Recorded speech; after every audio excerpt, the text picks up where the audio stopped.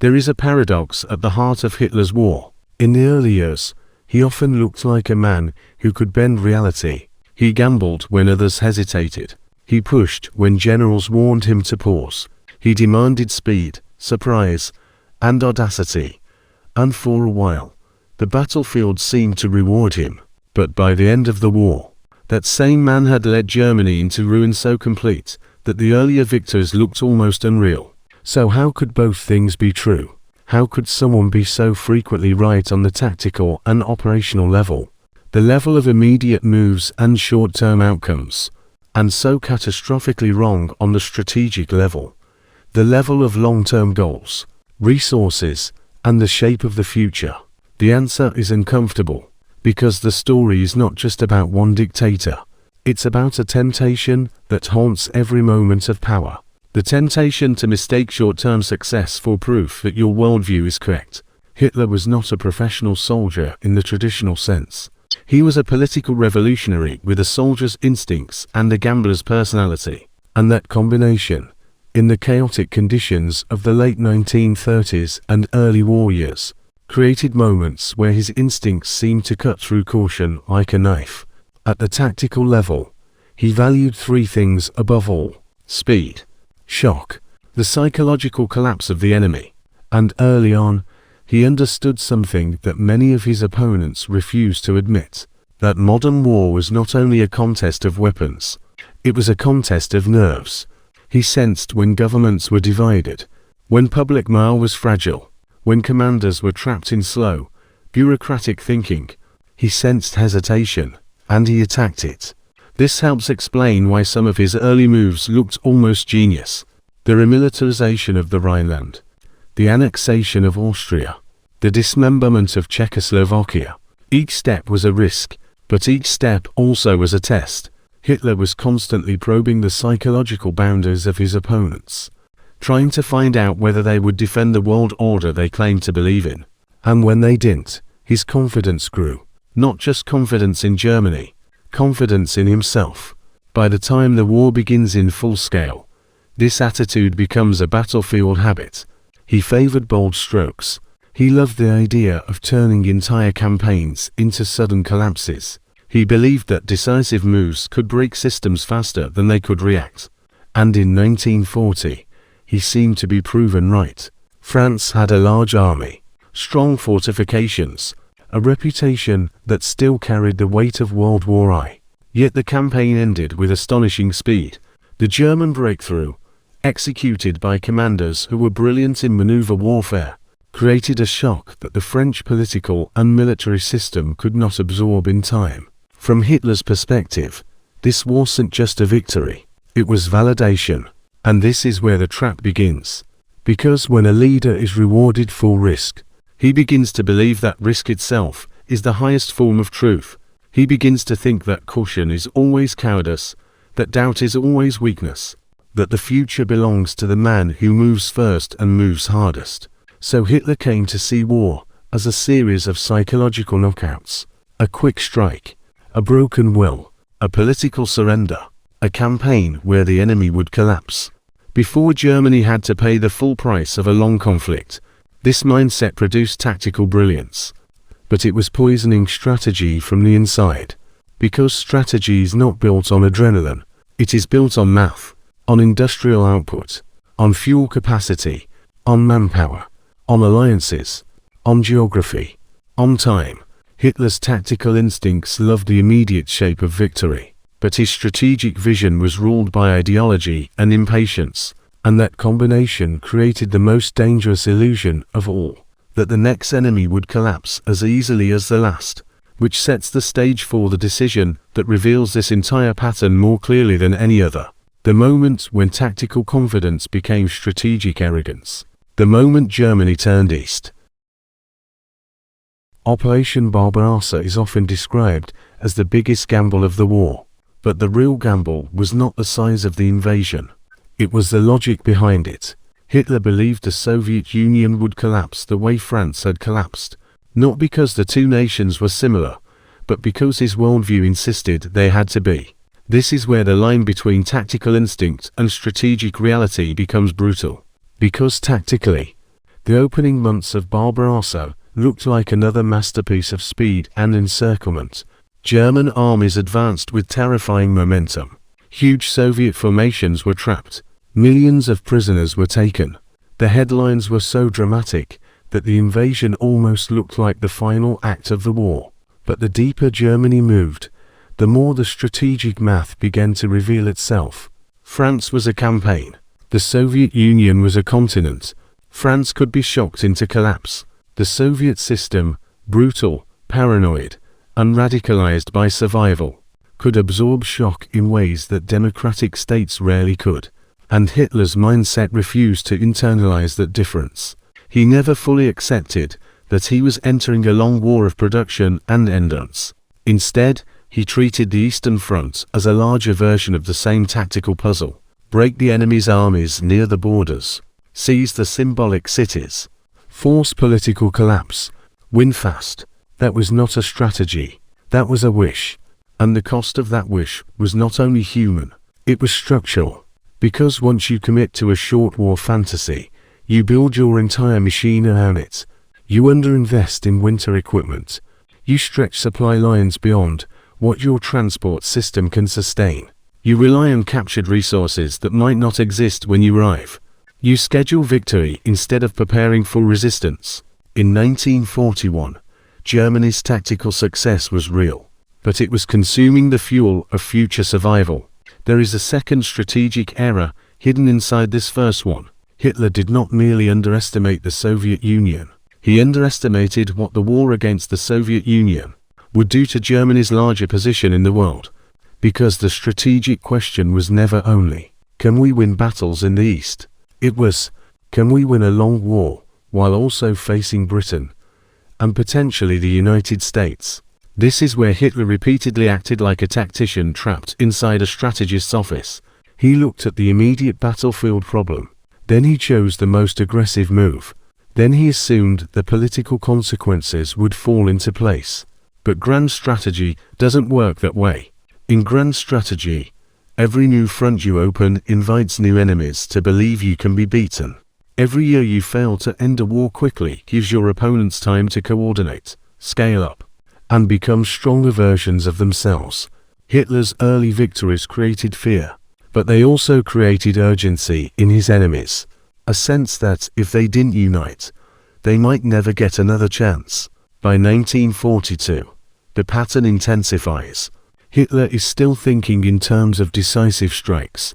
He looks at the map and sees two goals that feel like tactical solutions to strategic problems. Oil in the Caucasus. A symbolic victory at Stalingrad on the Volga. The logic is tempting. Cut Soviet supply routes. Secure the fuel that Germany desperately needs. Deliver a blow so political and psychological that Soviet resistance finally breaks.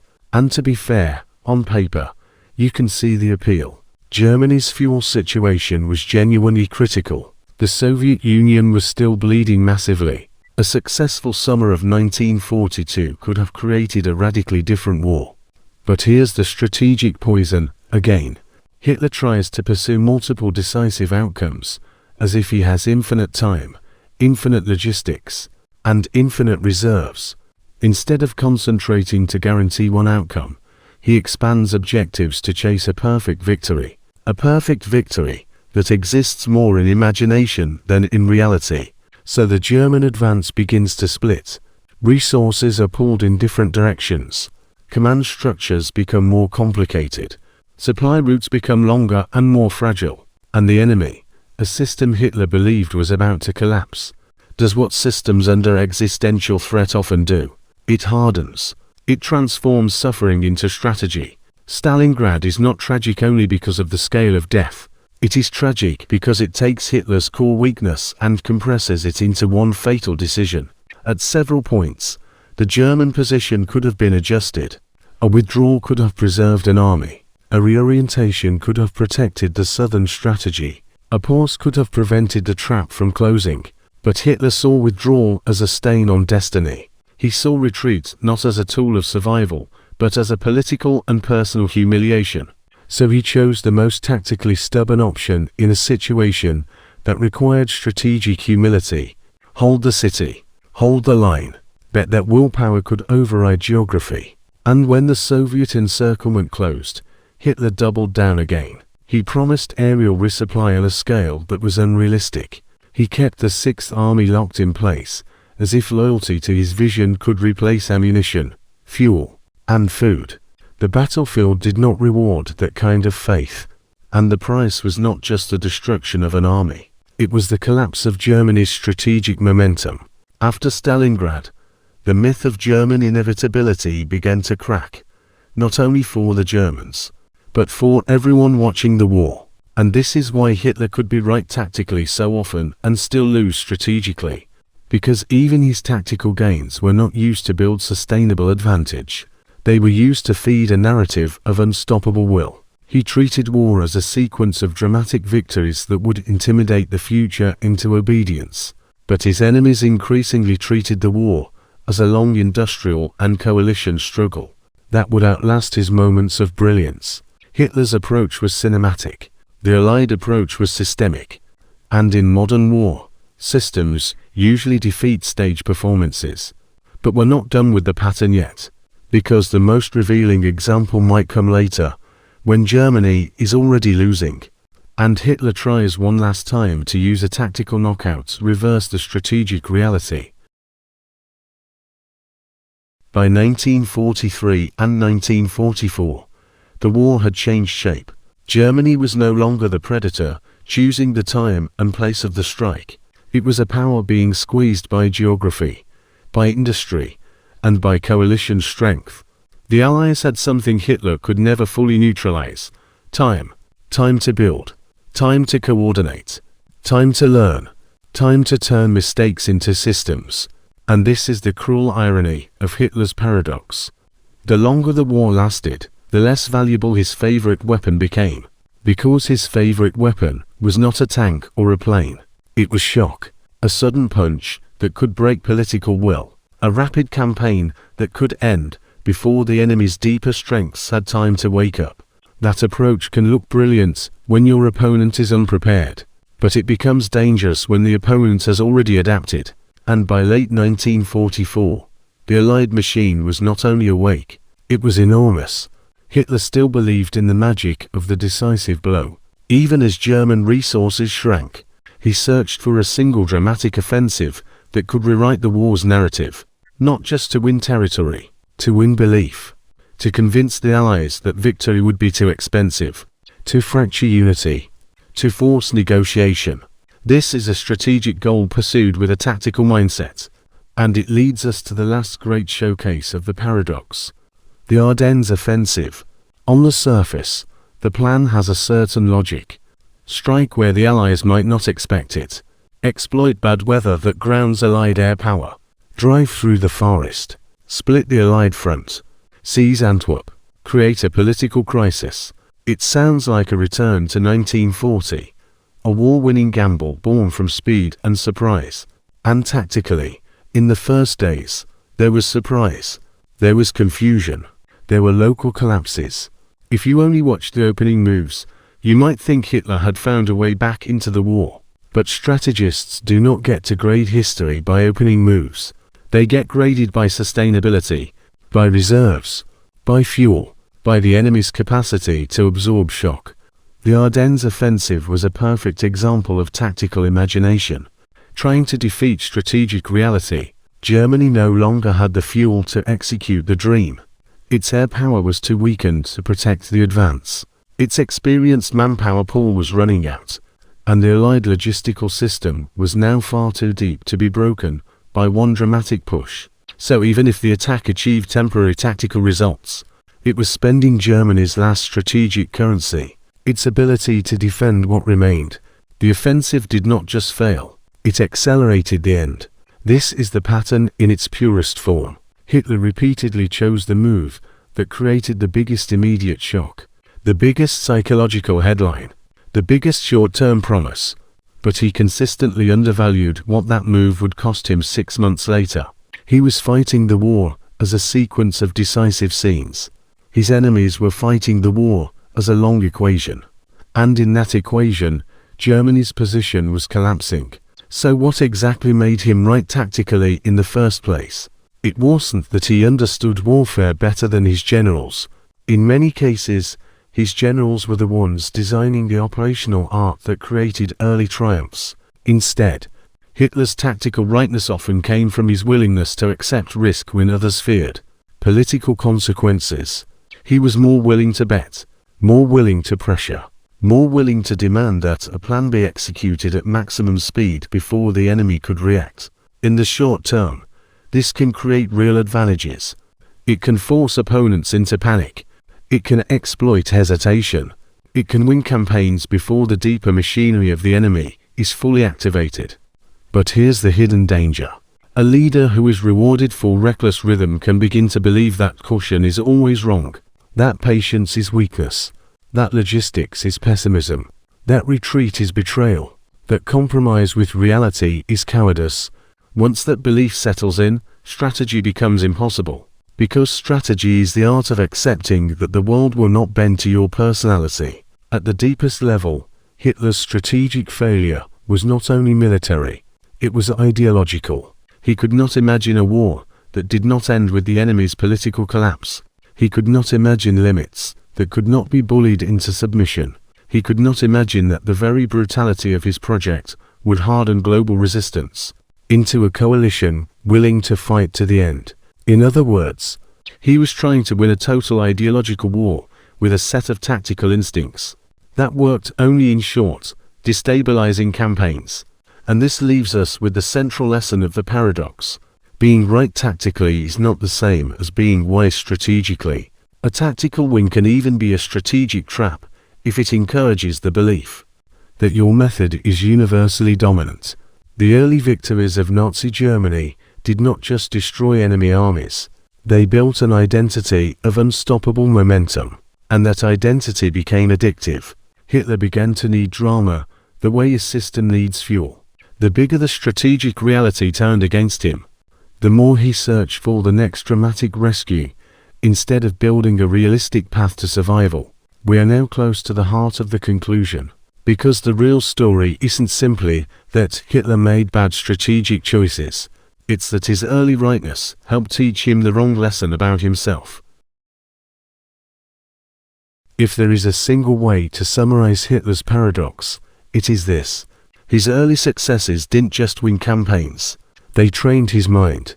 They trained him to believe that the world rewarded his instincts, and that any resistance to those instincts was proof of weakness in others. So to close the loop of this story, we can reduce the pattern to 3 illusions. 3 ideas that looked like genius in the short term, but became fatal in the long term. Illusion 1. Speed can replace strategy. Hitler believed that modern war could be decided before the deeper strengths of an enemy were fully activated. This is why his early style felt dominant. He liked rapid sequences, pressure, intimidation, sudden invasion, political collapse. In 1938 and 1939, this worked often enough to feel like a formula. In 1940, it seemed confirmed again. France fell quickly, and the psychological shock was almost as important as the military defeat. But this illusion contains a hidden deadline. Because when a war does not end rapidly, speed stops being a weapon and becomes a habit that prevents adaptation. Once Germany faced enemies who could absorb shock and keep fighting, the strategic foundation of win fast or die slowly was exposed, and Germany did not have a second foundation. Illusion 2. Willpower can overrule reality. Hitler often treated morale as if it were a substitute for logistics. He believed that absolute determination could force the battlefield to obey the story he wanted to tell. This is why he hated withdrawals, why he clung to symbolic positions, why he framed retreat as a moral failure rather than an operational tool. Stalingrad became the most tragic expression of this illusion. The battlefield was not asking for a speech. It was asking for flexibility. But Hitler's leadership style turned reality into a loyalty test. Hold, no matter the cost. Hold, because history demands it. Hold, because weakness is worse than death. That logic can create heroism, but it cannot create fuel. Illusion 3. The enemy will break before you do. This may be the most strategic of all his errors. Hitler consistently assumed that his opponents would lose cohesion first, that Britain would seek peace, that the Soviet states would collapse, that the Allies would fracture under strain, that the United States would be deterred by cost. But the nature of the war he launched made that unlikely, because the more brutal the conflict became, the more absolute the Allied commitment became. This wasn't just a war over territory. It became a war over the future of civilization as each side saw it. And that kind of war creates coalitions with long endurance. A coalition can be messy, but it can also be unstoppable when it has time and production and the moral clarity of survival. Now here's the key thing. These illusions didn't live separately. They reinforced each other. Speed created the belief in a short war. The belief in a short war justified thin preparation. Thin preparation made reliance on willpower necessary. Willpower became the substitute for logistical limits. And when that failed, the belief that the enemy would crack first became the emotional escape hatch. That's how tactical confidence turns into strategic self-deception. So the question becomes, was Hitler truly right tactically? Or was he sometimes merely lucky that his opponents were unprepared for the kind of political and psychological aggression he represented? That's a harder truth, and a more interesting one, because it suggests that his early victories were not proof of an unbeatable system. They were proof of a temporary imbalance between risk and readiness. And once that imbalance disappeared, the same instincts that looked like genius began to look like doom. We're approaching the final shape of the argument, but there's one more layer worth adding before we land the conclusion. A layer that explains why this paradox isn't just historical, why it's a warning about how power can distort decision-making in any era. There is one last idea that ties this whole paradox together, because the most dangerous thing about Hitler's early tactical success wasn't only that it won battles, it was that it rewarded a personality. And when war rewards a personality, that personality can start to believe it is destiny. Hitler became addicted to validation, not in the simple emotional sense, but in the strategic sense. Each early win didn't just expand Germany's borders, it expanded his certainty that his instincts were superior to caution, superior to expertise, superior to realism. So the war slowly turned into a closed system of belief. If a risky move worked, it proved he was right. If a risky move failed, it meant someone else had lacked faith, or execution, or loyalty. This is how leaders become prisoners of their own myth. And that myth shaped everything. It shaped how he treated his generals. Early on, he could tolerate professionals because their plans produced dramatic victories that matched his political instincts. But later, as the war demanded patience and retreat and economic realism, he increasingly needed not just commanders, but believers. He wanted war to remain a stage where willpower wrote the script. But by 184,345, war was no longer a stage. It was a grinding machine of resources and time. And Germany was losing both. So the paradox isn't that Hitler was a tactical genius who somehow forgot strategy. It's simpler and darker. He was a leader whose style could produce early success under the right conditions, confused opponents, unready coalitions, political hesitation, and a world still underestimating how far he would go. But his worldview could not produce a stable endgame, because his strategy was tied to ideological absolutes and to a fantasy of quick collapse. And when the quick collapse did not happen, there was no sustainable plan B. That is why this title matters. Why was Hitler so often right tactically but wrong strategically? Because tactics can be powered by instinct. Strategy must be powered by truth. And truth is usually slower, colder, and less flattering than a leader's self-image. Hitler excelled in the short, violent logic of disruption, but he failed in the long logic of survival against nations that could outproduce him, outlast him, and unify against a threat that left no room for half measures. So the final lesson is not just historical, it's universal. A leader can be brilliant at winning moments and still be catastrophic at winning futures, because the greatest strategic danger is not a single bad decision. It is when early victories teach you that reality, will always bend to the way you want the world to work. In World War II, that illusion didn't just destroy an army, it destroyed a nation's chance to escape the consequences of its own ambition. And that is why the paradox of Hitler's war is not a mystery. It's a warning.